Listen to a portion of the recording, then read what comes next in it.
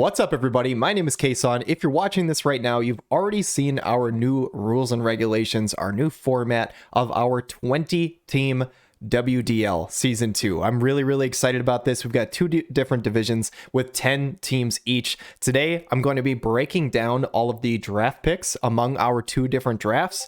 And it's really exciting because today I've got a couple of special guests joining me today. We have the Season 1 champion, SurfTaco, coach of the Ed Sheerans, has changed his name for this season, spoiler alert. And we also have the runner-up, the grand challenger, if you will, Turambar, coach of the Fire Ferrets. They're going to be going through this video today, breaking down the picks with me. Should just be a really cool discussion and kind of hangout. I'm really excited to go through all the picks. We'll see what happens. Let's get into it. All right, so we have the 20 teams of the Season 2 WDL right here. I have my special guests Turambar and SurfTaco with me to break down all the draft picks. It should be a really good time. So first of all, you guys want to say hi to the people here? Hello, fans and people. Thanks for joining us. That would be SurfTaco, by the way, in case anybody's confused. Hey, people, this is Turambar here. So first of all, before we get into the Season 2, which I'm really excited about, I just kind of wanted to ask you guys about the Season 1 finals. Just kind of what was your thought process going into it? What did you think of like the playoff format, you know, with like the different maps and stuff like that? If you just wanted to kind of share your thoughts on that and your strategy going into the final best of 5. Sure. SurfTaco here. I'll dive in. I loved the whole map selection process. It certainly was onerous, and I know there was some comments in the community that it was exhausting, is one word you could use, but it really did open up it allowed for a lot of diverse options, and it's, you know, with map picks, just because you get the map pick doesn't mean you're going to win. I think I picked Wasteland every time, and I only won it once, but it really was a lot of fun for me. Turambar, everybody in the entire league was extremely gracious and friendly and fun, and just matching with him. I mean, I was just happy to be in the finals. As far as strategy, I just knew that to the best that I possibly could, I just wanted to try and I don't want to call it, I guess, a mind game, but just try and be unpredictable as possible. I knew in Wastelands I shouldn't have gone Jaden, but I just did. And oh my God, Jaden just tickled Engelbert. I guess Engelbert had like a pretty nullified light resistance. And so, you know, obviously lost that match.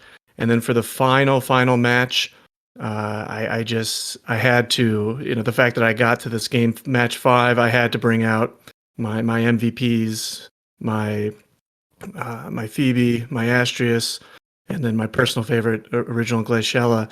And I have to admit that for that match, I literally only scrimmed against Dark. I was built against Dark. I scrimmed against Dark. And so when I saw Engelbert when at the match screen, I thought I was toast because I just hadn't prepared for it. I just wasn't ready for it. What I watched for that final match was new to me.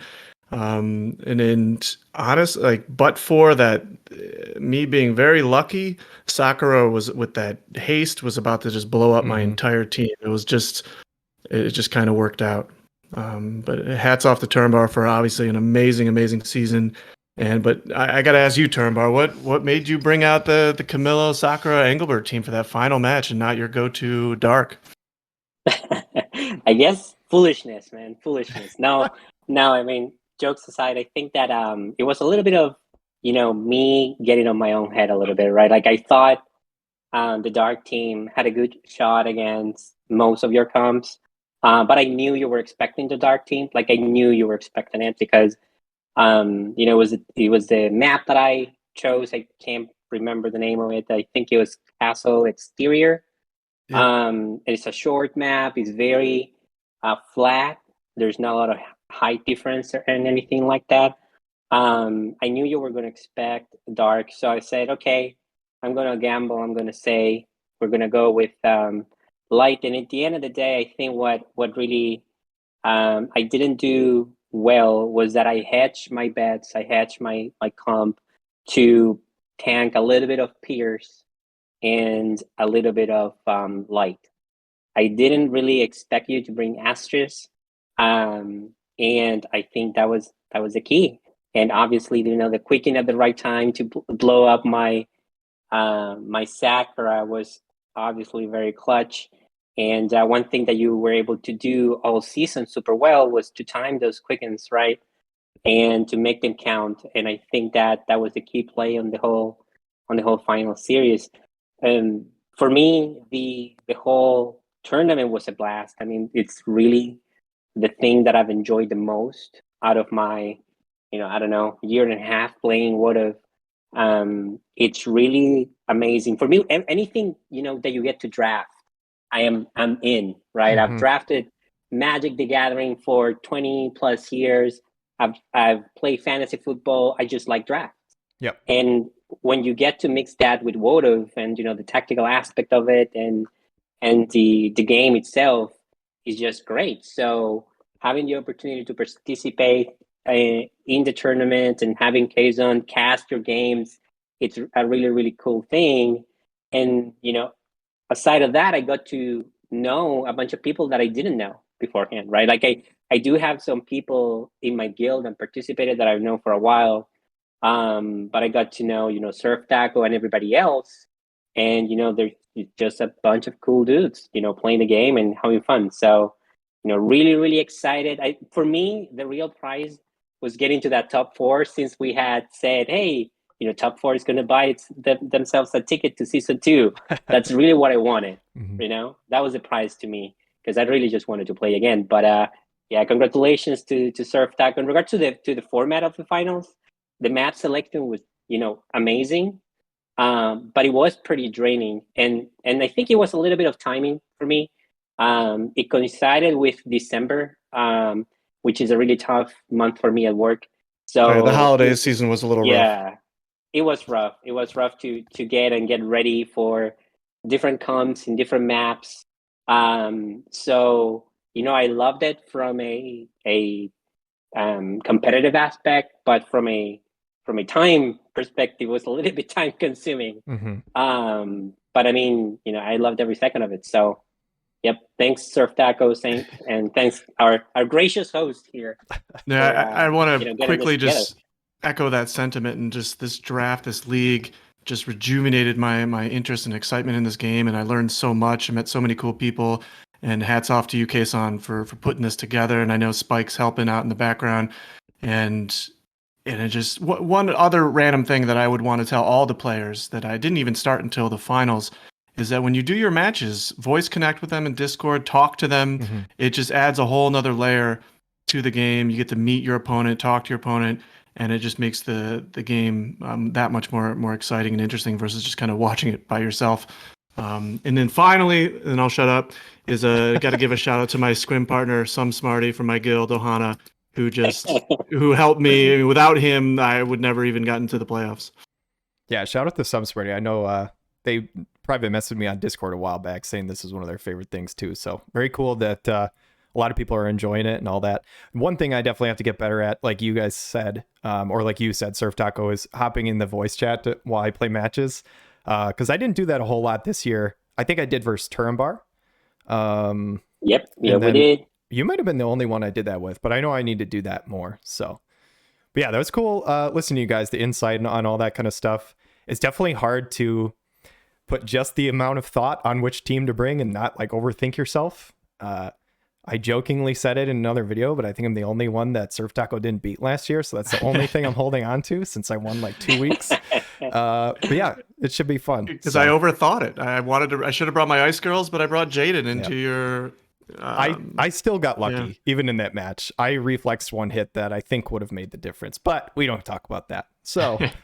We don't talk about reflex, right? We don't talk about reflex. Yeah, it's like Fight Club. All right, man. Well, let's start getting into this season. So as you guys said before, the reward originally was the top 4 teams would qualify for the next WDL, the next draft league. However, we've just had a lot of growing interest in it. And I don't want to be super like exclusive. I don't want it to be only 10 people can play this. If a lot of people can play and want to play, then we should expand it as much as we can, I think. So what we've decided to do this year is we have 20 teams. We have 2 divisions. The Rundall division, named by SurfTaco, and the Heindler division, named by Turambar, since they were the top 2 finishers. Just to give a quick rundown of who these teams are coached by, we will show the full team sheets later on, but just for now. In the Rundall division, we have the Black Sheep Knights, which is coached by King Delita. Bearhemian Rhapsody, coached by Sand Rooster. The Storm Reborn, used to be Perfect Storm, coached by Unhindered. The Goomy Gods by All Smoked Up. Pineapple Pizza is Mr. Aloha. Shoe Puff Sweetheart, I love this, by Machen X. The Gnostics by Coppola, the MVP, the kind of Friday night fights king, I would say. The Super. Why'd you let him in our league? I know, this is a huge mistake. I put him in my own division. What was I thinking? So anyway, the Superines, coached by the champion, SurfTaco. The Corpse Brigade is Willie Goats. And the Demon Detectives is my team. And the Heindler division, we've got the Materia Hunters, which is McCrane. Foolish Mortals, Dr. Dickhead. The Ghost Bloods is Zathria. Spaghetti Western is Maverick. The Rock Boys is Ram 9. The Fire Ferrets, Turambar, of course. The Sappers is Jebaw. Sandrock is Katra. The Straw Hats, Jesus LBL. And lastly but not least, Bebop's crew, coached by Spike. I know SurfTaco mentioned it earlier. This guy's been tremendous with his help with our spreadsheets, and he is like ranked number 1 in our Discord. He's always there chatting, helping out people. So huge shout out to Spike in general. But do you guys have any other thoughts going into this? Otherwise, I say we get into the draft and let's dive in. All right, sweet. All right, so round number 1, this is the Heindler draft. So Materia Hunters, McCrane, first overall pick is Glaciella Flagbearer. And obviously you can see the rest of the picks here. I've already discussed earlier in the video, but we do have a changed cost system. So if you guys are watching this and see some of these numbers don't seem exactly right, that's because we have a varied cost system. It's not exactly as it is in the game. Yeah, Slime is 50, not 20. That's one of the notable ones. But any picks jump out to you guys right away from the first round? So yeah, this is the Heindler division, which is Turambar. KSaun and I are not in this division, but I do want to note that our first 2 picks were exactly the same. Exactly. Glaciella first, then Zazan. Slime didn't go for a while in our division. I was kind of surprised in looking at the Heindlers that this went first round. Mm-hmm. Yeah. So Glaciella, Flagbearer, Zazan, I think they were too good to pass up. Glaciella is just so freaking good, strong, has everything on her kit. That even as a cost 100, you, especially with the first pick of the draft, you can kind of build around her. Mm-hmm. Thanks to the fact that you get 2 picks in a row every time after your first pick. So I absolutely can see why she went first on both drafts. And then Zazan, the 20 cost on Zazan is just too good to pass up. And we'll see later, but the teams that are drafting these 20 costers are usually just go ahead and going ham after the cost 100 units to make it 220 cost, which is the cost limit we have on the league this season. And in regards to the first round here, the one that really surprised me was Sylvie and Velis. So I picked Velis because the whole draft last season. And honestly, I regretted it. Velis is a great unit, but as a support unit, same as Sylvie, it has a hard time taking up so much of your cost in the team. Yeah, 100 cost for a healer is hard to justify, but between you and me, I run Sylvie as a damage dealer. There you go. And that's what I was going to say. Sylvie and Velis are not just healers, not just supports, right? Both of them contribute something to the fight, and Sylvie, especially if you have a good light team around it. We'll see later how the draft finished for the Ghost Bloods, but it's really strong. But again, I was really ingrained by my 100 cost pick last season. Okay, I'm not gonna go high cost round 1. I'm gonna see what my options are. And with Slime at 50, right? It's not 20, it's 50. Mm-hmm. I looked at the list of all 50 cost, and to me, Slime was still the best 50 coster. Like I really think at cost 50 in our draft, the Slime just brings so much to the table that at the number 6 here, I was happy to take him. And Mia, a 20 coster, another pick that I expected, but I don't know if I expected in the first round. Wasn't The even KSaun. drafted. Wasn't even Yeah, I was gonna drafted say, last correct me if season. I'm And spoiler alert, but not even drafted in our league. Crazy. So kind of insane. This is one of those picks I was saying, before we got on here, that there's a couple of picks in each draft that are fought after or sought after really early in one of the drafts and not even chosen in the other. And Mia is one of those. That being said, even though she didn't get picked in ours, I think I don't think this is a bad pick by any means. I do think Slime is great for 50 costs. This is a thought that I had earlier today too, is he's like the only unit, especially now with all these VCs that are coming out that are job-based VCs, he's just like almost at a super high advantage in that sense, because he could basically work with any of them, right? And yeah, with all of them. So like he basically just, if it's not an elemental card, he gets something from it, which is just kind of huge, I think, because there's not really any other units that are like that. So I do agree with the Velas thing. That being said, I think his team turns out pretty good, but Velas is such a weird thing because as a unit by himself, especially at the start of a season 1 draft, when you took him, I was like, well, he's the best unit in the game. At that point, I thought he was. But when you only have 120 costs to go around for the other units, it's definitely tricky. Yeah, Flagbearer Glacial is disgusting. So I'm not surprised at all that she's first. And yeah, the Zazan and Mia picks I think are just good because it gives your team ultimate flexibility. Like worst case scenario, these next 9 picks, you can take any 2 units and they can play together if you want. So, yeah. Exactly. Yep. Well, excited to see how you use Slime, Turambar. Me too. So, getting into the second round here, any other picks that jump out to you guys right away? It's Lucia, Halloween Lucia. I was able to snag her, I want to say in the 4th, 5th round of our draft. I'm not surprised that she went early in this draft. I was surprised that she stayed available in our draft, even at 90. Yeah. It's just a very powerful unit. Yeah, but everything else here. Yeah, go ahead. I didn't mean to cut you off, but I was going to say clearly she's not a 70 cost unit. Everybody knows that.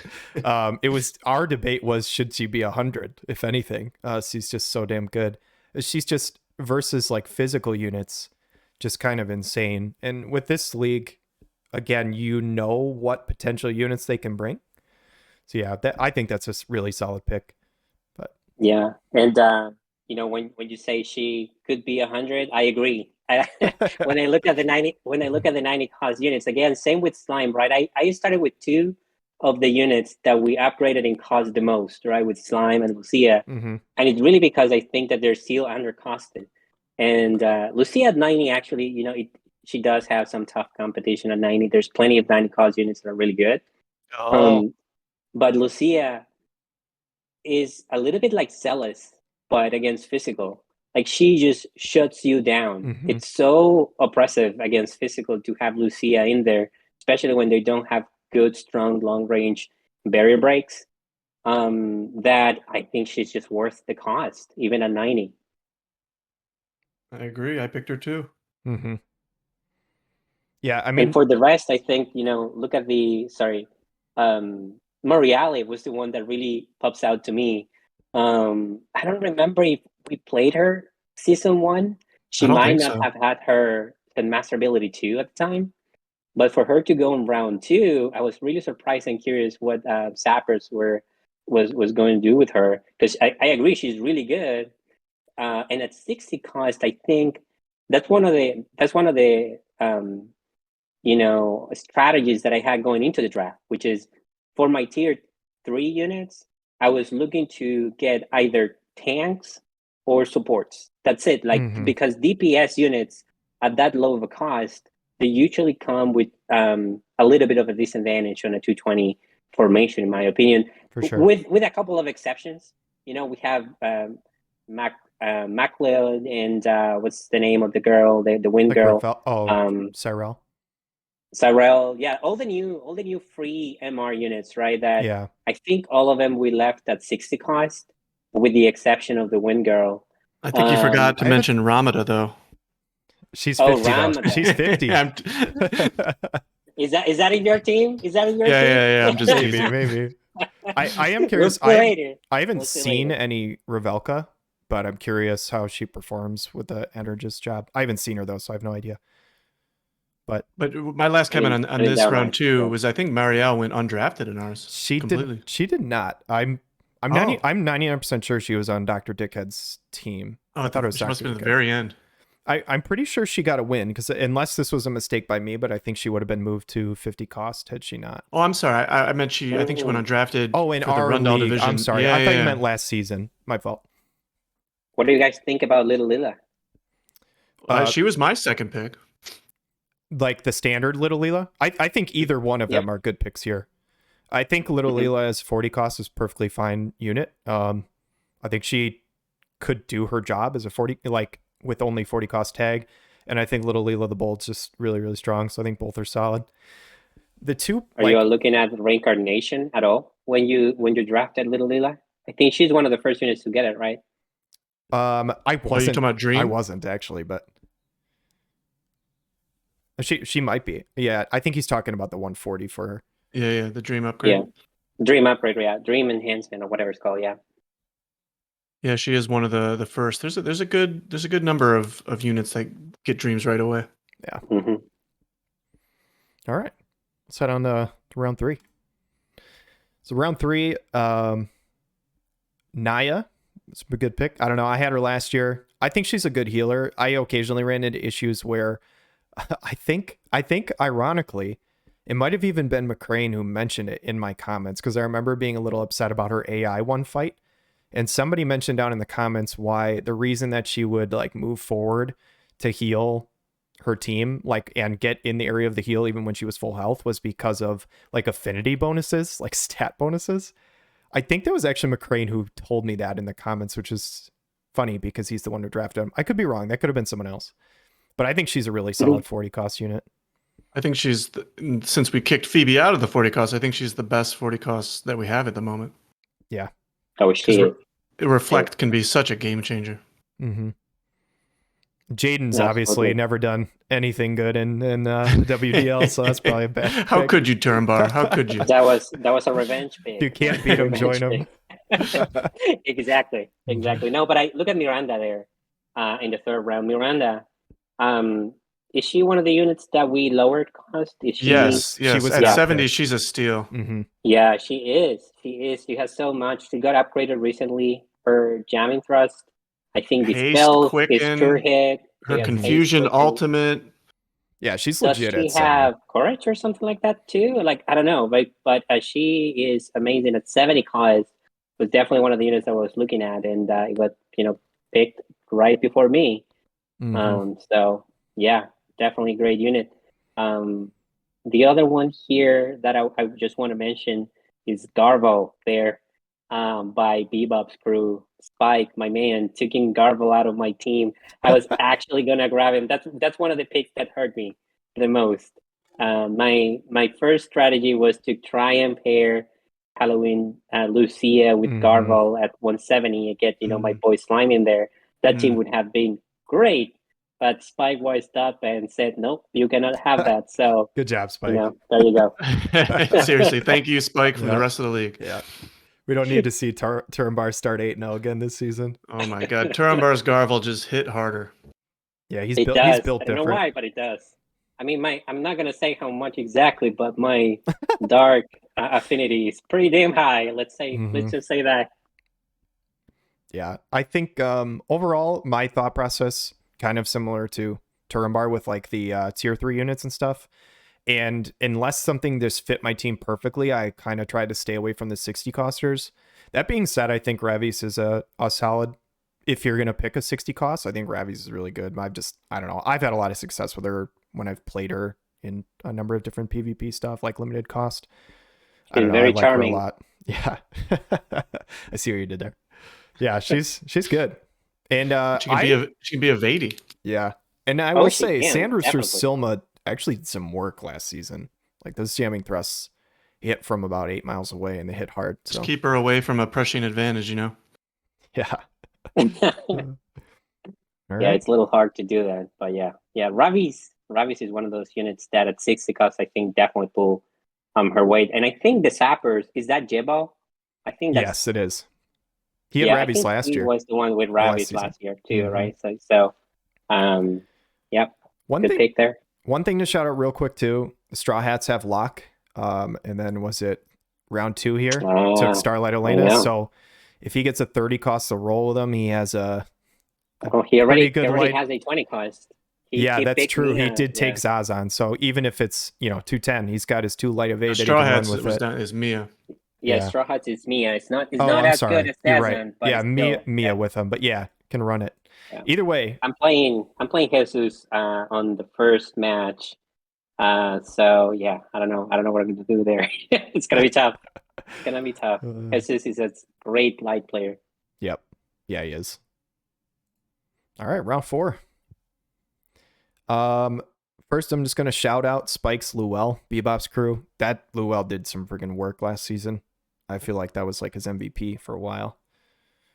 I like Definitely. Una Moraga and Engelbert a lot at 70. I don't know. I just think Una's at 70 just like as a real good value. I mean, obviously she's a little outdated, but for the cost, I like it. And having a 70 cost tank, I think similar to a 50 cost tank, which there was only one of them, I think there's some value there.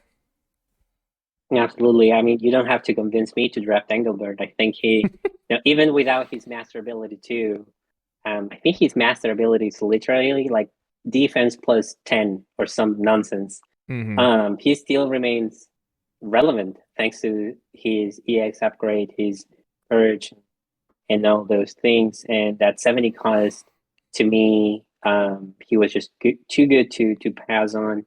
Other than that, Uni at 30 cost, Mm-hmm. I've seen Uni actually pull up some crazy, like the range on that unit is insane, right? It's one of the longest ranges of all units. I think his aerofall ability is literally the longest ranged. Uni in manual is amazing, especially if on class match when Quicken is available. Mm-hmm. Yeah, I do think in auto at 30, yeah, he could still be pretty nuts. So, and not to, yeah, I don't know. The team that Ram 9 and the Rock Boys are putting together with the Uni on certain maps is going to be really, really hard to beat, I think. So, which I think he's already taken, if I go back here, Alaya in round 2 and Eliza round 1. So he has Eliza, Alaya, Uni. So he has just like the full Archer comp, which depending on the map could be really terrifying. Someone's going to be running Dark Odin. Yeah.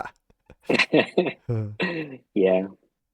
I do think Little Leela Halloween being moved to 80 is probably appropriate because she's a really good unit, but I don't think she's like broken at 80. Like I think she's just like fair at 80. Just my opinion. But I agree. I think that she will get, or I don't know if she got her master ability to upgrade or not already. Did she? I'm not sure. I don't have her max, so I don't pay too much attention. Yeah. No, but at 80 cost, she's definitely really, really good. But fair, I think. Mm-hmm. The other thing here that catches my eye is Ibarra. So Ibarra, still a very strong unit. I don't know if she still pulls the 100 cost tack though. Yeah. Especially when you look at other mages available for lightning, like Skahal and Summer Helena. I think both of them are really, really strong. And Ibarra, even though I was looking in her direction, really, kind of looking forward in the draft, I'm a little curious how she's going to pair up in the end against some of these compositions. Mm-hmm. Yeah, I'll say that. As somebody who has played just a ridiculous amount of Ibarra, but kind of took a break from the game for about a month. So it's a little harder for me to say like in the meta right now, like if she's 90 or 100, but I'm a big fan. I like her a lot. I do think Snow at 90 is I'm normally not somebody who says like tanks at high value are a way to go, but Snow is like can be a tank while also dealing a lot of he's damage. Not just a tank. Yeah, so I think that's actually a really good pick. And that's a big difference, right? Like both Snow and Celis at 90 cost bring up something else to the table. Something it's unique. Not just, soaking up damage. Yep. Snow brings up a lot of damage himself, and Celis basically shuts down magic. So that was one of the issues. They're well valued, yeah. For sure. That was one of the issues I ran into last season because I felt like my only, like I only had a couple of comps that could work, and one of them had Charlotte taking up 90 the cost, and my Charlotte would tank up damage like great. I mean, there were matches I would soak like 4 or 5 hits, which is cool, but it's like I don't have any damage. And if Cloud somehow dies or something, I was screwed. Right. So yeah, having somebody that can also deal out a bunch of damage and still be really hard to tank down, I could see Snow being kind of a problem. So Definitely. cool. All right, round 5, almost about halfway, exactly halfway at the end of this one. So I noticed that the Dario, I'm pretty sure he went completely undrafted in ours, which surprised me. I think he's a great Magic tank at 60. I agree. I like to see my girl Phoebe, even though she's at 60 and nerfed, still getting picked. That just shows like how good she is though. Like she got moved 20 cost she's up just and is still unfair getting on 40, picked. man. She's She just would- unfair on 40, and at Yeah. 60, she's still great. I mean, there's nothing else to say there. I'd be She's very amazing. curious. I'd be very curious to see how this season goes, you know, and maybe we look at the end of it and decide that Quicken units like ceiling might only need to be 50 instead of 60, but I don't know. I think it'll be interesting to see how it goes this year. So You know, and just briefly reflecting on last season and using a lot of time mages, I think the haste was more critical in most matches than the quicken itself. And sure. I think about 50% of my quickens, if not more, ended up not doing anything, just kind of going off right before the unit's turn. Mhm. You can only really time it perfectly for maybe the first for the first time that you use the quicken. Yep. And a lot of times, like even when one of my favorite matches when I did the Quicken Victoria taking down Leela the Bold and Gafgarian against why am I drawing a blank Was that here? But Jesus in the playoffs? yes, Yeah. Jesus. Victoria was going to go again because of the haste before the quick. You know, the Quicken was superfluous. Yeah. And so, but yeah, I Quicken on manual is a whole nother story. But I Sure. think, anywho. Time Mage is powerful. Yeah. But I It do is. want to note right here, I'm surprised Asher's made it to round 5. Yeah. I agree. He definitely went I think we earlier in had ours. a lot of. I think we had a lot of players just waiting on their cost 100 units, right? And I think a couple of teams took advantage of that. Mm-hmm. And you'll see, especially with Foolish Mortals there, I think it's Dr. Dickhead. Yep. He's the Zazan player, and he ends up with 4 of the Right. best 100 cost units. And note And that I think that's a good strategy. But yeah, I agree. And note that says flex. That is not an error. So in round 5, that is his flex pick. This is his 4th 100 cost unit in the first 5 rounds. So yeah, he didn't wait on it, Yep. which I will say, like, if you're going to go Zazan first round, I think that is a good way to do it. Like, get as many 100s as you can early and take advantage of it. Because if those you're are your teams. right, if you're putting your absolutely.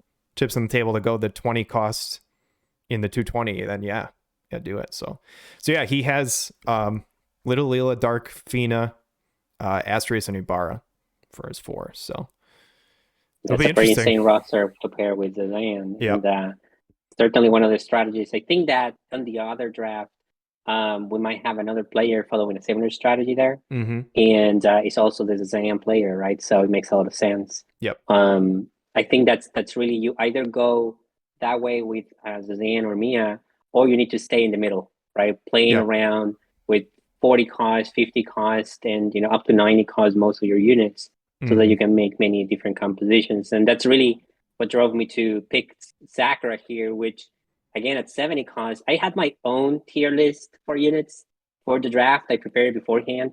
And at 70 cost, Sakura, for me, it was one of the top units. Same. And to get her here in round 5 was an amazing gift. I didn't think that she was going to come back to me, but she did. So I'm very happy to have her. I think Sakura's incredible. Sorry, I'll say real quick and then it's all you. I was going to say, yeah, go. Sorry.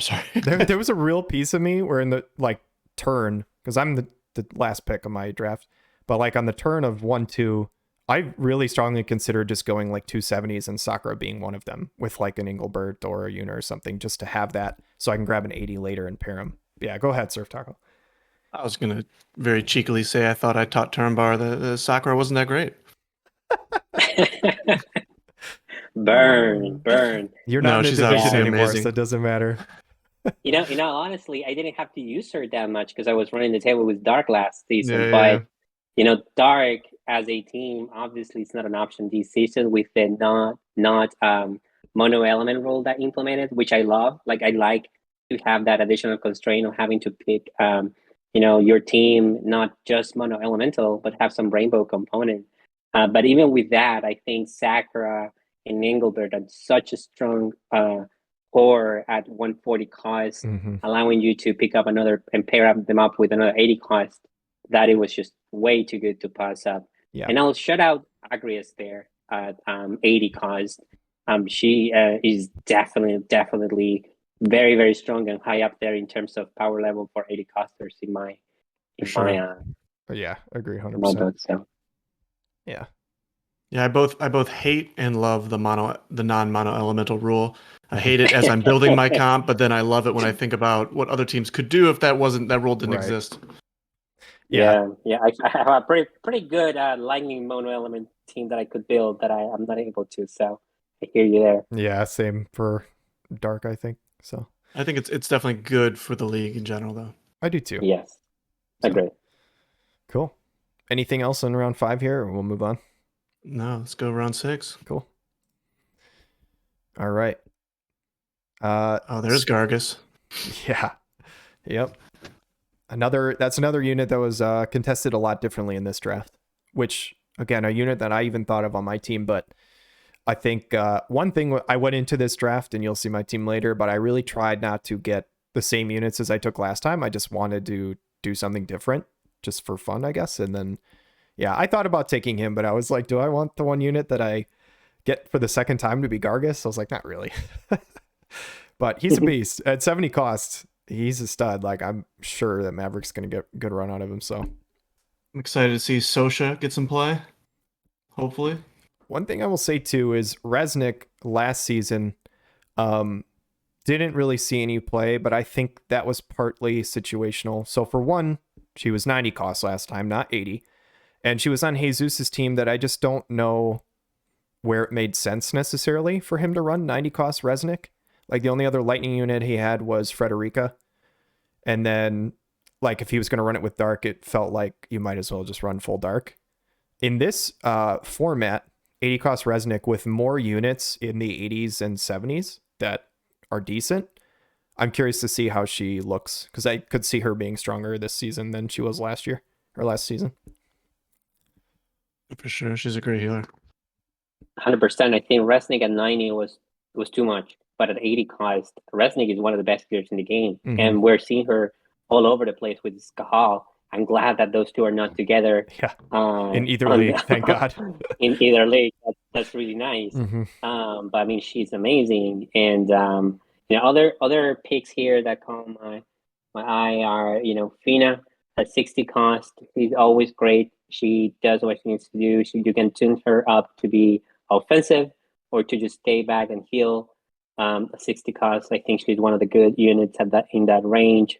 Then Raldor with Bebop's crew again. I think he drafted and played Raldor quite a bit last season, and he can wreak some havoc, especially with some of the teams that are a little bit more on the ice side of things. Raldor is really, really good there. And Freyevia, my girl, I love Freyevia. I didn't have the chance to pick her. I thought about it, but that would take me in a little bit of a different direction. And Freyevia, I think at 80 cost, she still does a good job. Yeah. Tanking. Not to hype up your pick too much, but I do think Orlando at 80 costs in round 6 is a really good value. I was just setting you up there to praise me for my Orlando. I was going to say, because I'm looking at this and I'm like, man, Cloud at 90 going in 6 is kind of wild. And then I'm like, well, Orlando at 80 is even better, I think, at this point. Yeah, I don't know. I agree. So, not saying he's better than Cloud. I'm just saying, like, value-wise in the 6th round, that's kind of nuts. Just clarifying. Yeah. You shouldn't diss your boy there. No one's better than Cloud. Yeah, he was too good. That's why I didn't pick him. So exactly. So Orlando really, in this round, I was looking in a couple different directions. One thing that I was thinking about doing was going to go with an Earth 80 and 90 cost. I was looking at the pairing of the new Resnick the Hoppy, and Halloween Frederica. So I was just looking at that and making sure that I was going to be able to pick them. And after looking at my opponents, I thought, well, I may be able to wait a little bit more. And then, it came my turn, and I look at the available units, and Orlando was just sitting there. Yeah. And you will see it on the next round. But there was another unit that was sitting there, and I was like, okay, line it is. Too good to pass up. Yep. Let's do it. Show me. I want to see what he picked. Yeah, it's kind of nuts. It might be even more crazy. Lightning FF13 is sitting there in round 7. So yes. Yeah, she fell further than I thought she would in our draft too, actually. She definitely did. I mean, I think people forget. Yeah. Because, lightning as an element is being dominated by magic right now, and with good reason, right? I mean, Skahal, right, and Resnick is such a core, strong core for lightning. So people don't think about how good the physical ones are. Exactly, but lightning, the unit, I keep having to make that clarification. She has a name though, right? In game, is it Claire or something like that? Yeah, can we call her? I think Claire? It's spoilers. I don't remember when you find that out, but yeah. I think the game has been out for over a decade. I think you could probably say it. Yeah.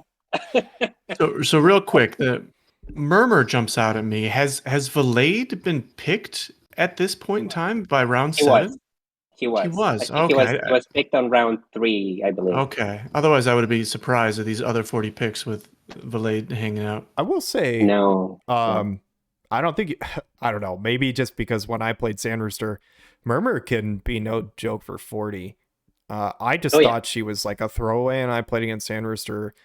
And I faced him like in some practice rounds after our matches with my Gargus, and she was tanking him really well because she had 100 magic resist, and I was like, oh, holy moly. Yeah, she can nullify magic. She can nullify a couple different attack types. Yep. So as a 40 cost, I think she's well deserving of a pick and at least a look here. The one that I it surprised me a little bit here was Titus at 80 cost. Is Titus 80 cost or 90 cost in game? I think he's 80. He's before all the kind of collab units became 90. Yeah, because all the FF10 units were 80. And ironically, Yuna was the only one to not get a win out of those 3 last year, I think. So she was the one that fell to 70. Yeah, that's crazy, right? Yeah. How far they might have fallen. Like Yuna dominated the game for so long. For a while there. But Titus was really good. Titus was the unit that carried my account when I started playing. Because I started playing at that 1-year anniversary mark. Yep. And Titus was a free unit.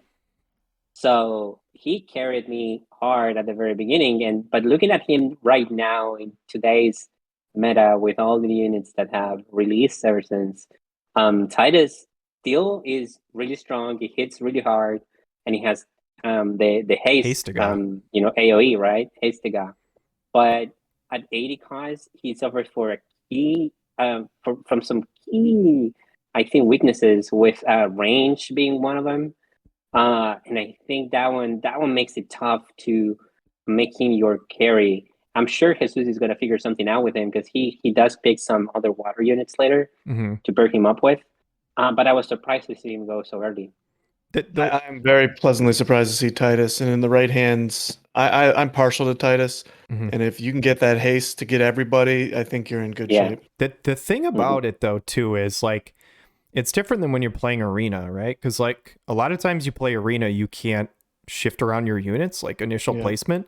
So getting that haste to go off on Titus is like really tricky. And depending on what map it is, you just like can't, depending on what units you have with him. But like here, you have initial placement. I think it's much more easy to get that off. And kind of like SurfTaco was saying last season, where the haste was like the big thing for his team. And also the fact that there are so many more 70 cost units. Like last season, we had like 7 total, and now we had 35 or something like that. I do think it's possible, if you paired him with the right like couple of 70s that have like a good synergy or something, that could potentially be a threat. Or just even a 100 damage dealer carry and a 40. Yeah, I might also be biased though, because before I was a Lightning player, like the only reason I became a Lightning player was because Cloud was like it came out in JP that he was going to be a Lightning element. I was like, all right, well, I'm not a water player anymore. I used to be a water player because of Titus and all that. And same thing, like I was not quite free to play, but like very, very close.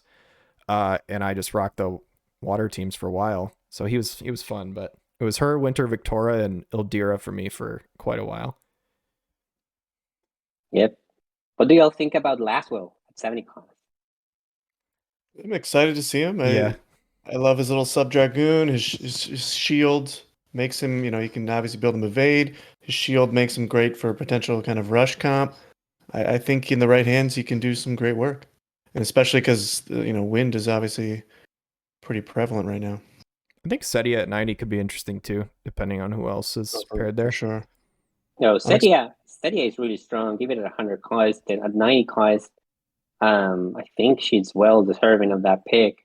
Mm-hmm. If you can pair her with the right team, and that's key for Setia. I think map and team, it's key for her to play well, because she's one of those units that she'll rush forward to get a hit in, and it will put her in danger. So if you can play around that pattern from her AI, she can do a lot of damage for sure. Yep. All right, got 3 rounds left in this draft, and then we can go over the teams and just take a look at each one of those. So getting down to the end here, Mont King of Leonis is 90 cost now instead of 100. And now you see tons of tier 3s pouring in. I like the Titus pick, Turambar. Spoiler alert, I have him. I don't know. I just think it's looking, unless, like, obviously Murmur doesn't have innate hate.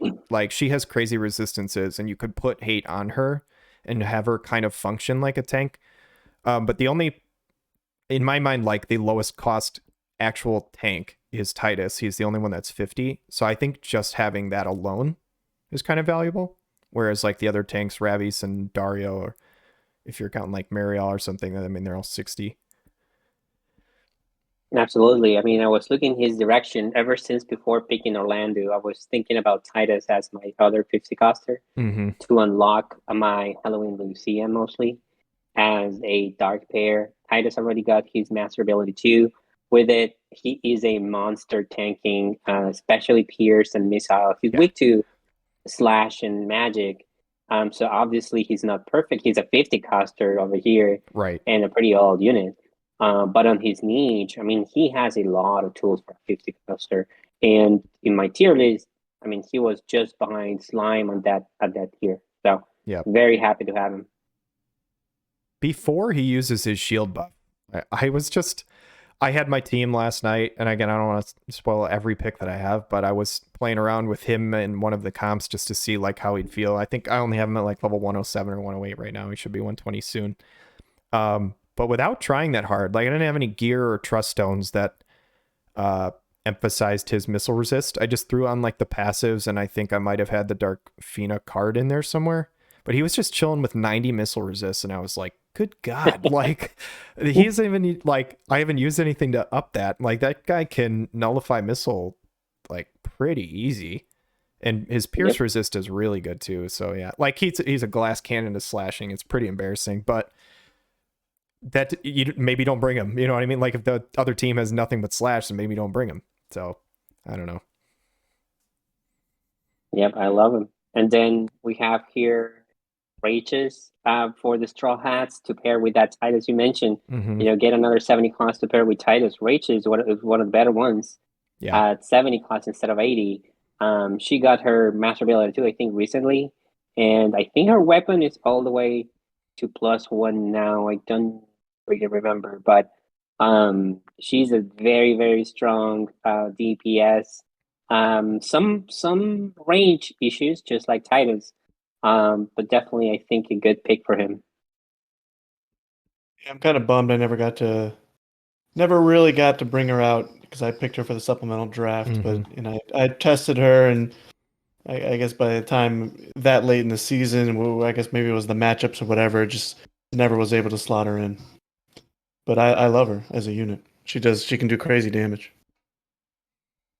What about Ketone? That Ketone at 8, even at 80, you're right. She still retains her original cost.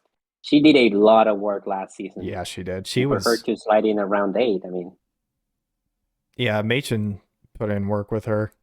I don't know, like just as like even like just as a splash with something else, she was just so damn hard to take down. I feel like she's just drain forcing over and over. And I feel like stuff like that, like some sort of lifesteal mechanic, is stronger when the lower cost value you have because there's less threats on the board. Because like, I don't know, like having, if you're going up against like 3 100 costers, like she's gonna die in 2 hits versus like those teams, but you won't always do that in this format. I don't know. She can just heal herself back up a lot. She's dodgy. She was good. She was really good. And I want to say Shadow Links at 50 is an amazing steal. No brainer. Yeah, around 8. Surprised she made it to round 8. I think someone smart in our league picked her up quick. Man, that person must be really smart. Yeah. really smart. Yeah, she's still one of the most amazing in the game. So I like her. Cool. All right, let's get through these last couple rounds. And oh, look at that. Surge S, I love it. He didn't get picked last year or last split. Aerith didn't get picked. Chunok didn't get picked. There's a lot of new units in this, which is pretty exciting. Kane. I can't believe Kane doesn't have a Master 2. Yeah, it's a shame. Yeah, I'm waiting for that. I'm waiting for that reround to begin. Yeah, but obviously it hasn't even happened yet in JP. I'm excited for Prompto too. There's just so many units here that get picked that I'm hoping actually get used. Yeah. Chunok. Prompto at 80 because he's 90, right? Yep. In game. Yep. Prompto at 88. I was definitely looking at him. I mean, I had my Halloween Lucia with 90 cards. Prompto at 80. I could have made that team with Slime at 50. So I was looking at him, but I played with him. So I know kind of like the pitfalls of Prompto, and I don't think the pairing with Halloween Lucia was the best one, especially since I was not going to be able to pair them with a low cost tank, as Titans is also dark, so that mode I play. So I ended up passing on him, but this was the round for me. I was sweating to make sure that Aerith came back to me, man. Yeah. She was the unit that I wanted. When I started looking at my 70, 80, 90 split, Aerith is such a good unit. To me, she always has been. I know that her AI is complicated and is weird, and sometimes it doesn't do what you want her to do. But once you figure that out, she brings a lot to the table. She brings Magic Earth for the entire team. She brings re-raise. She brings heals. We can haste. She has it all. And she is one of the first units that she is getting Dream against later in March, I think. So having Aerith this late in the draft was a blessing, and I'm really excited to use her. If Aerith, as long as she's not going up against a Vage, you can actually do damage too. Yeah, absolutely. Yeah, another unit that at 90 feels kind of bad, but at 80, you all of a sudden looking like, oh wait, Aerith might be kind of nuts. I think anybody that picked Aerith is clearly a genius. Obviously, probably a top 2 player. I'd say either way, one or two. Has to be, right? Yeah. And I do need to talk about Camilo here. Yeah. So Foolish Mortals, I think that's a pretty well placed name. Foolish Mortals going with Camilo at 70. I think this is Dr. Dickhead, right? It is. I was chatting with him when he picked this up, and I told him immediately after he typed in Camilo, I said, somebody must have not seen the finals of last season. and he said, yes, how did you know that? I said, well, because you picked Camilo. And at 80 cost, obviously I don't think he pulls his weight. He has way too many deficiencies, but at 70 cost, he definitely could do some work. Yeah. Especially when he gets his master ability to not his master ability to, but his jobs have not been reworked yet in global. Mm-hmm. And we're waiting for that. With that job rework, I think he's going to be serviceable. But yeah, the scars are too deep and too fresh in me, so I wasn't going to pick him. All right. I like seeing regular Stern get picked too. I hope to see him. Oh yeah, last cost round 70, right? Yep, cost 70. Last round here, again, all tier 2s and 3s. Golbez. Excited to Yeah, see that him. was one that I looked at too. Very much thought about. Yeah, Goldus. I I'm not. just I'm not so much for excited for fun, Minwoo, like, but Minwoo's card is going to be amazing. Mm-hmm. Just for fun, I think Golbez would be cool to pull out. Plus, I don't know. Maybe he functions a little more as he was supposed to here as a more like bulky mage. Maybe doesn't get one shot by everything in this. I don't know. We'll see. You got to make sure that the fight happens quickly, right? I think Yeah. he has a Short maps. turn, 3-turn or 5-turn clock while he has a lot of bulk, and then that goes away. So, other picks here, Victoria Winter. I'm not sure about that one. I think that might be regular Victoria. Is it? I KZ. might have clicked the wrong thing. Let me double check, man. I I didn't thought tell Victoria you. got taken already. No. No, this is Victoria. Really? This is actually Okay. regular Well, Victoria. I must have wrote the wrong one on there. Yeah, she went all the way to the last That's round. crazy. And that's insane to me. That's probably why I thought it was the winter one. Yes, absolutely. Because Victoria at 70 cost, I mean, we all saw how much work she can put in with SurfTaco's team last season. And that's a steal for the Sabbers in the last round of draft. Yeah. Yeah, I love her. Dang. All right. Well, let's. Well, I was gonna say, if you have something else, go for it. No, I was just gonna say, I always want her to ult, and she doesn't always quite do it for you, even if you turn off a lot of her abilities. But she's powerful no matter whether she's ulting or not. That limit break's gorgeous. All right, let's get into the team. So this is the first one. This is McCrane's team, Materia Hunters. Thoughts on McCrane's team? Obviously, he's got Flagbearer Glaciella. She's absolutely nuts. Yeah, I think that his team is strong, man. I mean, Glaciella is he pulls a lot of weight, and he has available to him, even if he may not run it. He has Glaciella, Dario, and Cleo. And I think one of the good things about the Pierce unit is that all job VCs that have Pierce on them, it basically include every single unit with a Pierce. Yeah. Attack type, right? So the UR Shadow Links VC, that one would be pretty amazing for that comp. MacLeod at 60 does a lot of damage. Yeah, he does. And Dario is a very solid tank. He also has Ildira, a little bit of fire to complement his Glassy. Obviously, Glassy, Ildira, and Naya is very, very strong. I mean, I love his team. Mm-hmm. Any thoughts on that one, SurfTaco? No, it looks very well rounded, very rainbow, and it's a good assortment of units and a lot of possibilities with Naya at 40, a couple 60s. I'm kind of look forward to see how this one shapes out. I mean, I love Kane. McCrane's a good player. I know that too, so I'm sure he'll find ways to make this work. Oh yeah, McCrane is always doing well in Friday Night Fights, and he's an amazing player. Yeah, should be interesting. All right, now we got the Foolish Mortals. He wanted Zazan as the front unit. So here's his 400 costers. I will say, I'm just curious to see how hard like Little Lil and Dark Fina can carry a comp like just them. But Zazan though, like I will say, the times that Unhindered brought out Zazan, I actually felt like he performed really well. He didn't unfortunately have like two 100s to work well together last split, but I felt like the Zazan, for given 20 costs, like dealt a good chunk of damage when he used him. And you can also just steal hard at any point. Yeah, that's the thing, right? Kingblade, steal hard, and a little bit of damage. I think that's his signature, and I think Dr. Dickhead here did a very good job at going Zazan into 4 really strong 100 costers. I mean, that's really the bread and butter of his team. Yep. And probably what he's going to run the most. Outside of that, I love Lucio.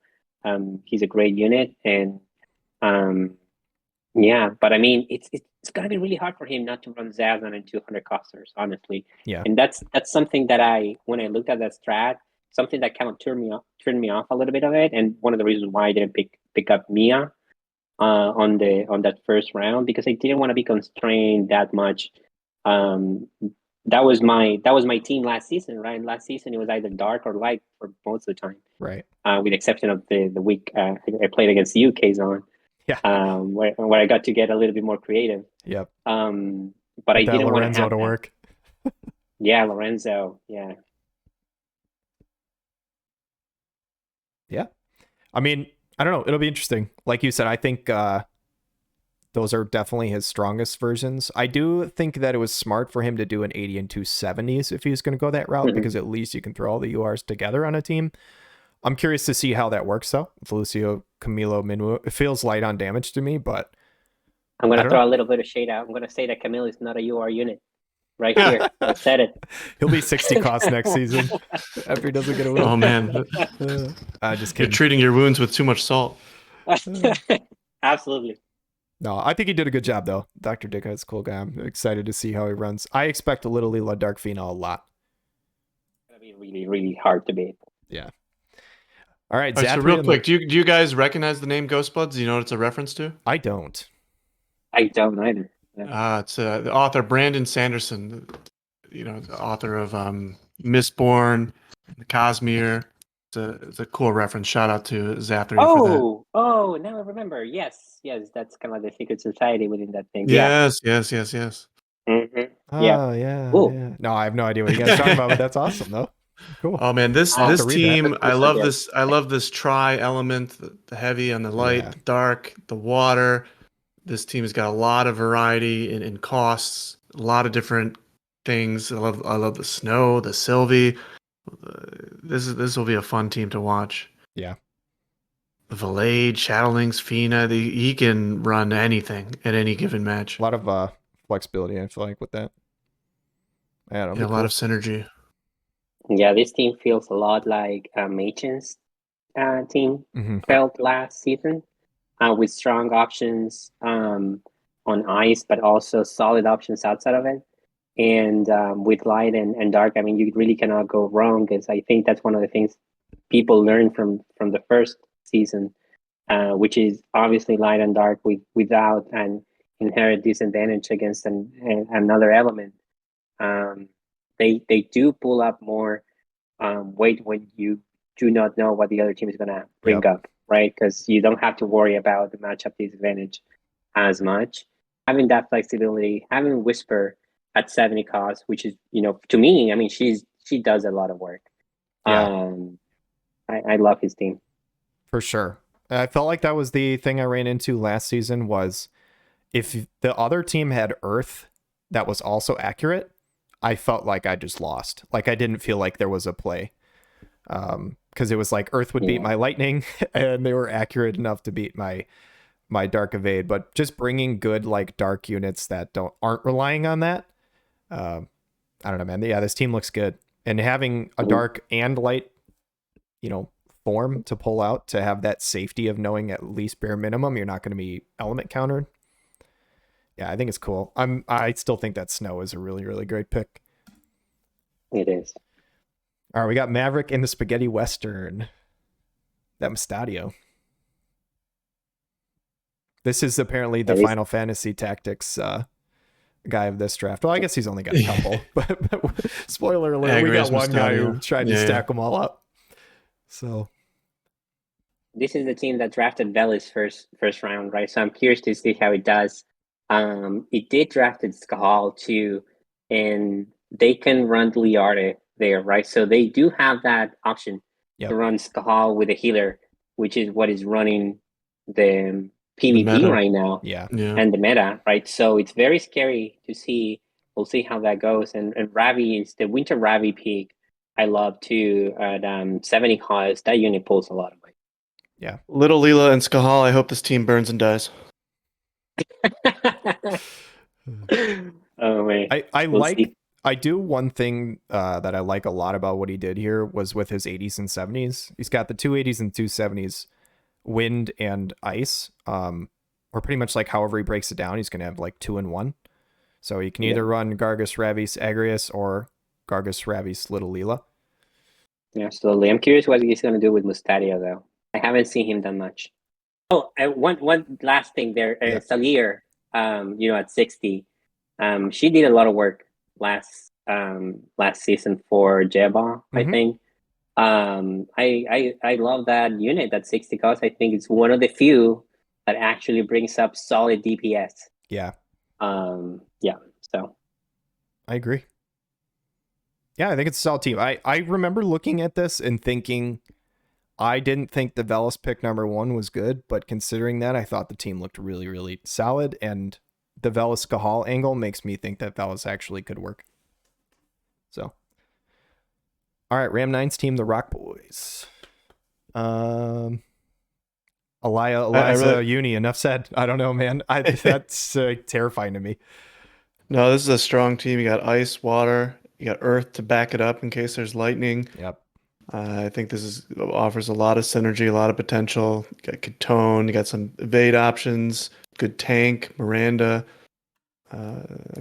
Curious if Kilfei actually sees some strong play, but obviously those ice girls will dominate if you let them. hey, this is Machen's team from last season.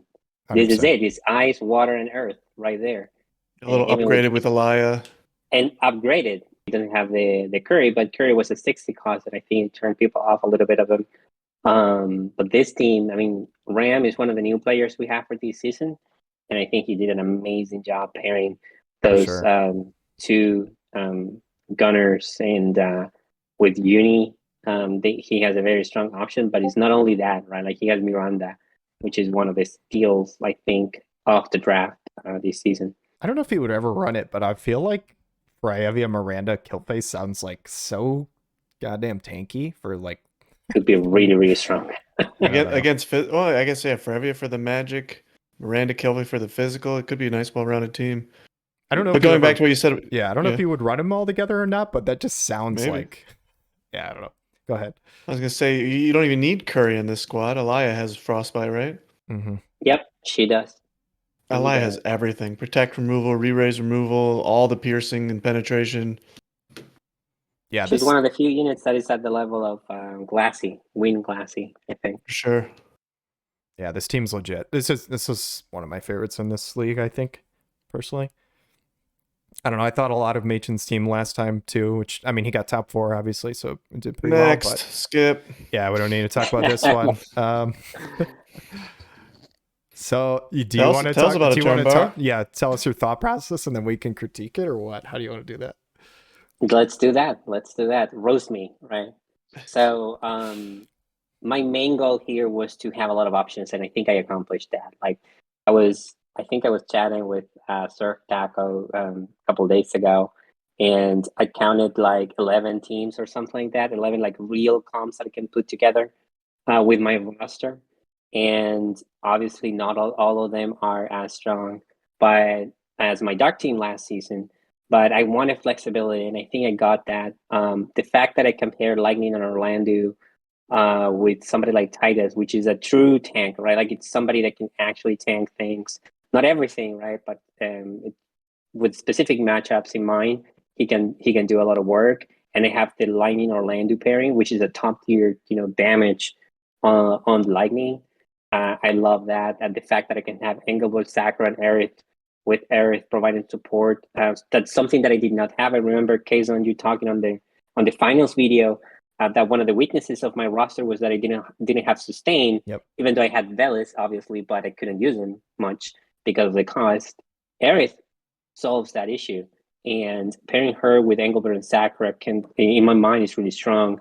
Having Lucy at 90 pair with Titus, and then another 80 coster like Aerith or Orlando, or even a 70 coster like Engelbert or Sakura is another strong option. And Jaden, I mean, the Jaden team with Engelbert and Slime, I think to me it feels pretty good. Yeah. So I came in nervous about having the 6th pick of the draft, but with Slime coming to me all the way to the 6th pick, I felt that I had a good, solid, flexible starting point, and that is really what I wanted. I like to stay open in drafts. That's my strategy. I'm not coming in with a specific team that I want to draft. Like I don't do that because I know that things can go south really quick.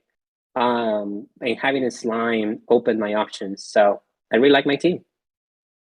Yeah, not Yeah. much to critique there. You don't really have any obvious weaknesses. You've got great magic and physical options, great healers, tanks. You definitely drafted well here. And it is interesting to note you're one of the few teams I think with only one cost 100. Yep. Yeah, I mean, Yeah, I can. I saw them go early, and I was like, yeah, I'm not gonna draft, you know, cost 100 just to have them. I mean, I got Jaden early because I think he does provide slot. But with a couple teams drafting all the good ones, I was like, yeah, I'm off to that strategy. I'm not gonna go and fight for the leftover 100 costs that are still in the pool. I'm just gonna focus on my 90s, 80s, and 70s and make it work. Yeah, man, I don't know. There's not much to critique here. I'll be honest, like, had you shown me this team before I drafted and told me that it was the team that I picked, I'd be like, oh sweet, that was kind of what I was going to try to do. Like, literally I had a strategy like going into it, and the only difference would have been I can't take Lucia Halloween because mine's only like level 79 or 89. But I feel like you took what I was trying to do with my strategy and just did it a little better, if I'm honest. So I don't know. This team looks really good to me. I think Engelbert Sakura is like 270s work really, really well together. Lightning Orlando Titus looks really good. Yeah, Jaden Engelbert plus Slime. And like you said, One the Aerith thing, I will say it's kind of some synergy with Engelbert being, obviously he tanked up Jaden really well because of light resist, but like he's known as a more physical tank, but her being able to bring basically some resistance to that barrier. magic for him, kind of helps him out Oh in that yeah. department too. One major criticism. Your name is the Fire Ferrets. What's going on here? Do you know the reference though, Fire Ferrets? Yeah, Avatar Last Airbender. Ah. There you go. There you The go. second, what is Is the second one. It's yeah. the Legend of Korra. Yeah, Legend the of Fire Korra. Ferrets. It's a pro bending team over there. Yeah. Is it an So anime that's- or is it not? Or is it a cartoon? Who knows? I mean, I don't really know who animated. So I guess if it was animated in Japan, you would call it an anime. It was But it's definitely not more- animated in Japan. There you go. So it's a cartoon. A pretty good one though. Go watch it. It is a good one. Think of it The that. OG for sure. Yeah, that's a good team, man. Nice job. All right, This team Gemma has and the Perrine. I already Sappers. like it. Yeah, SurfTaco's favorite already. Oh, but I did notice to critique this team, the lowest cost unit is a 50. And so Perrine can't match up with Urel. Perrine can't even match up with any 80 cost with Resnick. And I think Jeba may have kind of crippled himself here with limiting his options, not getting any 40 or lower cost unit whatsoever. It makes me, he obviously has great options, but there was so many possibilities that he's kind of closed off by not having a lower cost unit. He can obviously fix that up mid-season supplemental draft. If there's any lower cost units left, because there really isn't that many, but that's something that jumped out at me when I saw this team. Yeah, that's kind of the same response I had. I think he's got some really nice like power picks. I think Perrine's going to be a stud. I think Queen Washbury's a good pick to pair with Urel, but like you said, he can't actually play them together, unfortunately. I think Victoria's great at 70. I think Resnick is a good pick at 80. Like, there's a lot of picks I like here. It's just I'll be curious to see what he throws with each other, because he's almost like, if he wants to run one of those high costs, He has to do 70-50 or 60-60. Yeah. So I expect to see a lot of Victoria, Victoria Ramada, and one of those guys. I don't know. It'll be interesting. So. Yeah, I think that's the Velis problem I had season 1. I did not have a good team for him, and it cost me, right? I think that's a little bit what happened here with Perrin and Queen Matry. Queen Matry and Euro are not. He's not going to be able to use them. I think the core of Resnick and Ravi, I love, right? And he could run that with Victoria for some DPS, and you have something there. But I'm curious to see how he's going to make it work with some of these costs being a little problematic when trying to make a 220 team. Yep. All right, we're on to Katra, Sandrock. Another one of our new players, and another person. We haven't mentioned the guild here. But I haven't been shouting them out. They're on there, but I should have been shouting these out as we go. No, don't worry. But we have three people from Lapis, I think, this time around. Just like last season, we had three people from my guild. Get Get Swifty. Swifty. I was gonna say you could say it. Get Yes. Swifty. Yeah.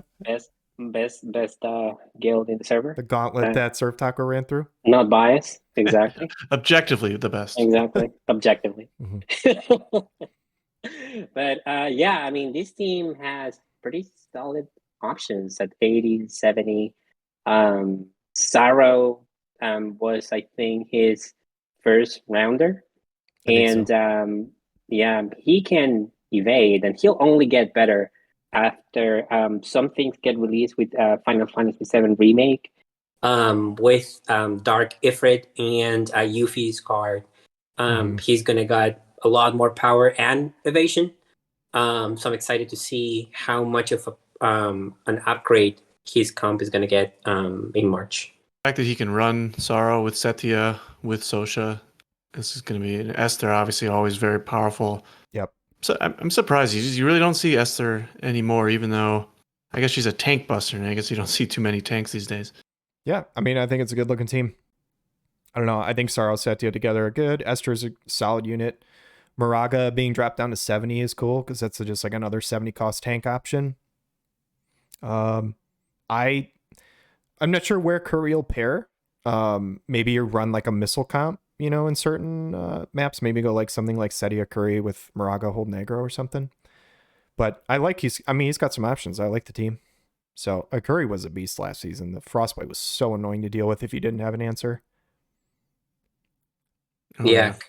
Curry can be disgusting in some maps, and especially if you do not have frostbite resistance, he'll wreck your team.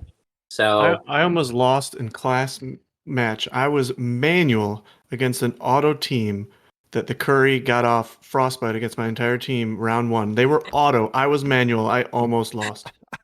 oh man, yeah, he's that good.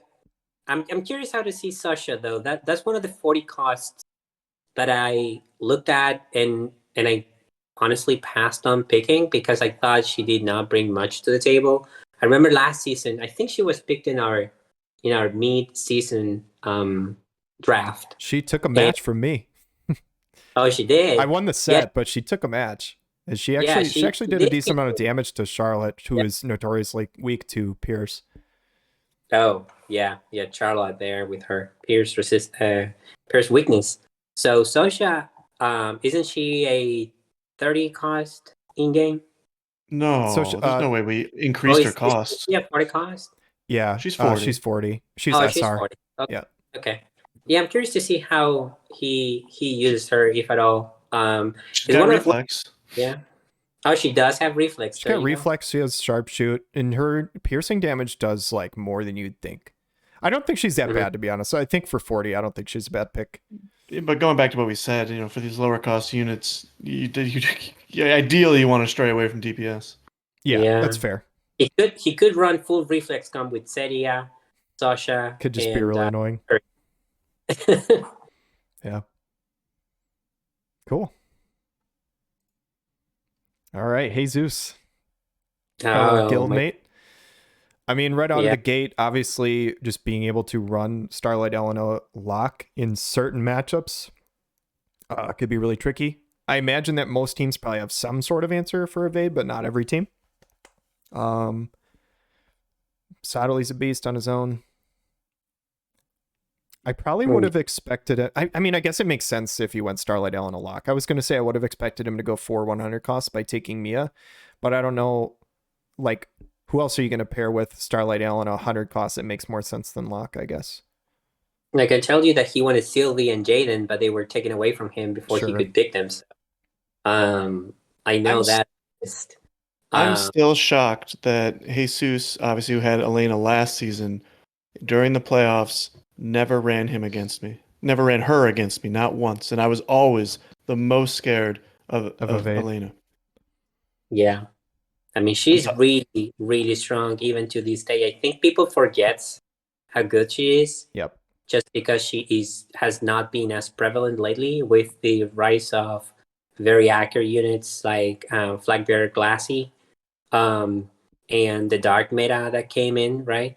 But Elena, I mean, she is incredible. She brings a lot to the table, and paired with Locke. I mean, I'm facing Jesus on the first round, and honestly, I'm scared because it's it's going to be a tough matchup for sure. Yep. I don't know. I mean, just those two alone together can cause a lot of havoc. I'm curious to see if he'll ever try and run the Titus Raychez Yuna. That could be like cool to see. I don't know. Yeah, I'd love to see that. Yeah, and Elena's still prevalent, man. In the official tournament just last week, there was a lot of Elena. I mean, she's a beast. It's one of those things that's like, if there's stuff in the meta that has an answer for her, we don't see her anymore. But only one team gets each unit in here, so that meta isn't everywhere. Like it's not like every team has an answer for that. Exactly. And she doesn't have to run her with Locke. I think Locke obviously is a very solid pairing, but it locks you into Mia, right? Yep. But he doesn't have to. He has Yuna to pair with Elena, and Yuna brings other aspect to the table, right? With healing and re-raise.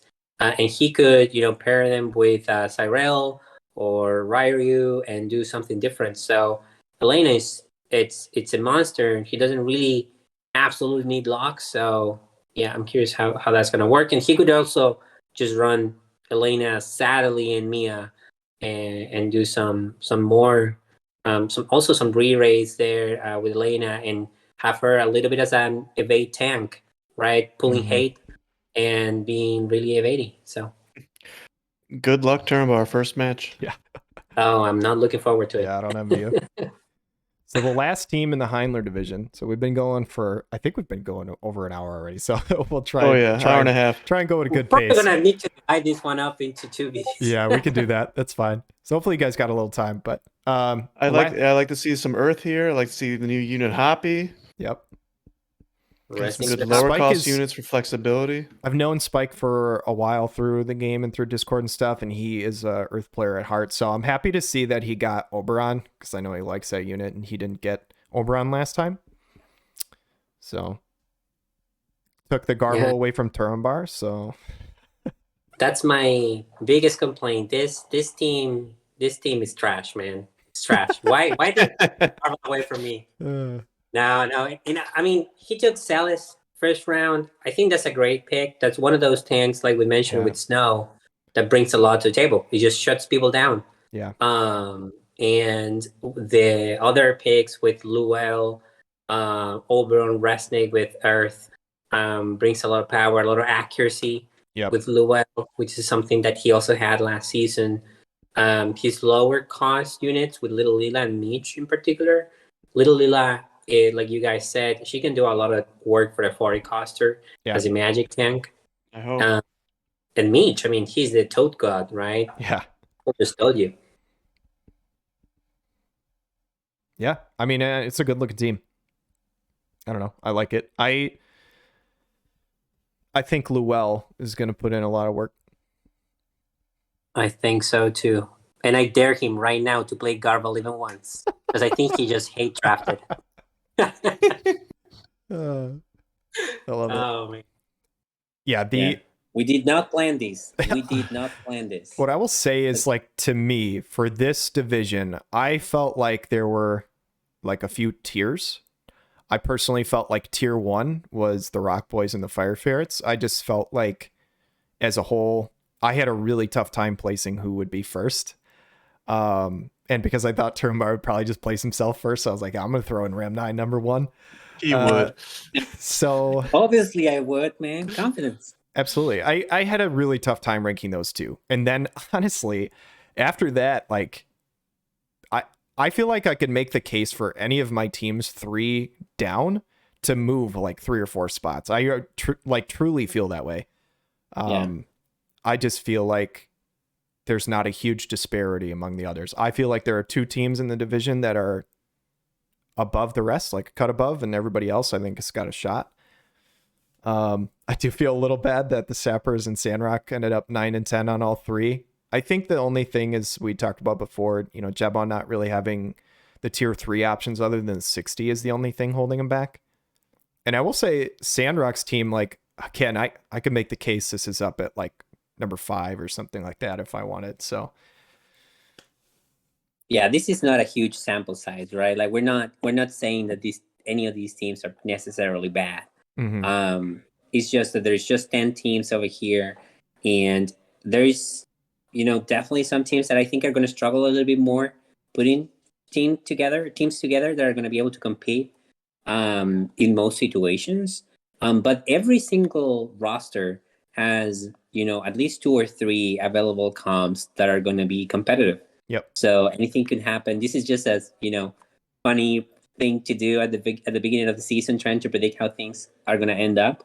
Oh yeah, I look forward to inevitably being wrong. Oh, same. Yeah. Yeah. I had my own team ranked in the top 4 last season, and after when we went into each game, like each week, I truly only felt like I had the advantage twice all season. So I was like, maybe I'm not a top 4 team because I feel like I'm in a disadvantage 7 out of 9 matches. That's probably not the case.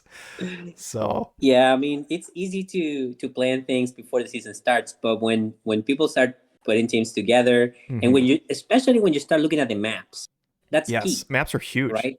Like maps are huge. Like there's some maps that are so much more advantageous for long range comps than others.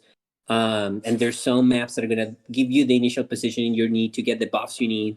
So week in, week out, if you don't do that study right of your map and your comps available, you're gonna be at a disadvantage. Absolutely. SurfTaco, So, yeah, did you want to say anything about your rankings? The one thing here that I'm curious is the Rock Boys. SurfTaco ranking it at 5, while KSaun at first, me at third. I really do think Rock Boys, Material Hunters, and my team are kind of like on the same level. But Rock Boys at fifth there. SurfTaco. Any thoughts? I guess what I was thinking there was, well, obviously a very strong comp with that amazing ice heavy missile. It could potentially be predictable and counterable if if you've got something that's stronger than everything else you can run, then people can work around it and get wise to it, and so it's potentially a weakness. I agree. And I think the name is lame, and I hope he loses. Wow. No, I'm just kidding. It's just a lot of it's just winging it and going by. Straw Hats Jesus to me is just an amazing player, and I trust him as an individual, regardless of his tools, to be able to put something together. The way he was able to whoop my ass with original Elsie and Ramza and Fina, I just know he's a great player. Turambar, I know you're a great player, and so there was some other elements. A lot of these people I don't know. Right. I don't know the Rock Boys. So looking forward to getting to know his team. And that's one thing that I did not factor in when putting this together. I did not factor in player skill, honestly, because I don't know a lot of these new players. So I just tried to keep it to the options as I see them on the rosters. But like you mentioned, I mean, these are all really close. It's not. There's not a huge divide, I don't think. Yeah, like I said, I like 3 through 10. Just my personal opinion, I felt like I could move any of those guys up or down very, very easily. I just felt strongly about the Rock Boys and Fire Ferrets, but I'll go real quick because it's interesting that SurfTaco and I have 2 through 4 exactly the same, but we have 1 and 5 flipped. So he was saying how, he was talking about the Rock Boys being down or whatever, and I'll just go real quick on Materia Hunters. I tried not to look at the player either because legitimately, like, if I'm including like how good I think the player is, I probably have him higher because I know that McCrane is a very good player. I just felt like aside from maybe like the Glaciella, Dario, McLeod team, I just didn't think his team, like the units, was as strong as the other 4. That's just how I felt. But would I be surprised if he just runs over people? No, not at all. So, and the Foolish Mortals was probably the hardest one for me to rank because we were talking about it. Like, he's probably going to go Blila, Dark Fina, Zazan a lot. And it is really hard to tell, like, without seeing it, how hard that goes against most teams. Like, I could see him being right near the top, or if that team doesn't work as well as we think, then, maybe he falls. I don't know. So that's why I kind of just had him in the middle. And he's the only pick that we all picked 6. All got the same. Yeah. I will say, I think Spike is a good player. I thought last season, I didn't think his team was fantastic going into the season, and I felt like outperformed how good his team was. But then I saw how good freaking like Luell and stuff was, and I was like, oh, I'm probably wrong. So that's the one team that I felt silly placing at the rank that I did. Same, Sorry, yeah. Spike, man. I think that you are if I had to make a bet, I would say that you're gonna end up higher than my rank for sure. You're the team that I'm thinking he can definitely make those units overperform. Yeah. And with Celis and Luell and Oberon, I think he's definitely a force. Yeah. Yeah, let me echo that. Spike, I hope I'm deadly wrong. Yeah, and to anybody in these teams, it's nothing personal, no insults or anything. This was really, really hard to do, but we just thought it'd be fun to do. And for those of you who are ranked low, if you end up high, props to you, because that means you're probably a good player and you're probably, outperforming. You're definitely going to get the last laugh there. Yeah, absolutely. So, and for the Fire Ferret's ranked number 1, if you're not number 1, you're going to look pretty silly. So that's all I'm going to say. I'm just throwing this to the universe, man. No, I get it. Make it happen. I mean, he did finish rank 1 last season for the original, the non-playoffs. He did. There you go.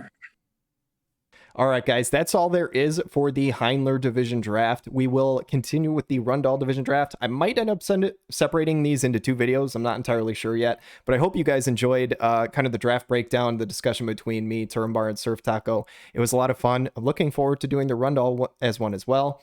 If this is the end of the video, then you can anticipate the video coming out shortly after. If it's not, then let's get into it. Anyway, you guys have a wonderful day.